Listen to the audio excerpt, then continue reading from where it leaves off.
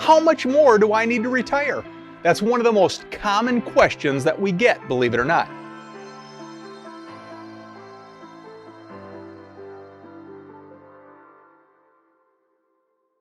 Hi, I'm Jeff Jr. with Trajan Wealth, and we're setting out to answer that surprisingly complex question with you in this weekly mini-series. While many guides out there give you goals like $1 million, it's simply too generic. It doesn't take your individual situation and goals into consideration. Instead, we'll be asking you to dig into the details to put together a more precise plan. And that plan should give you more peace of mind, or at least get you moving towards a more specific goal. So, make a commitment to yourself, put in some effort, and your future self will be so glad that you did. So are you ready to get going?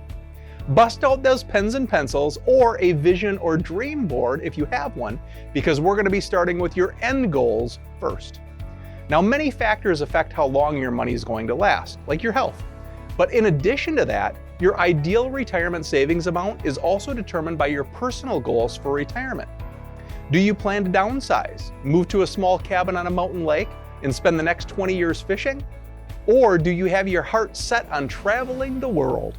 Or do you want to help pay for your grandkids' college tuition? Different goals clearly will require different savings amounts to create the retirement income that you need. Painting a picture of what you want will help you lay out the details in those expenses.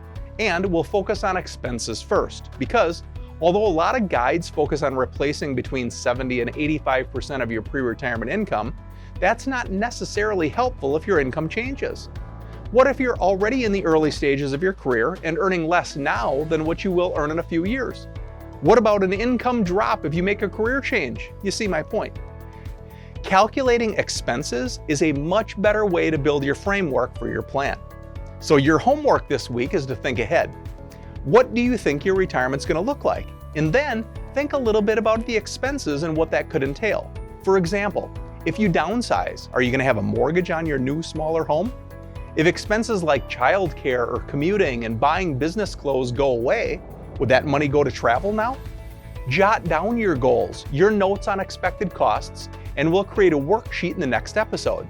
This has been step number 1. So until step number 2, take care.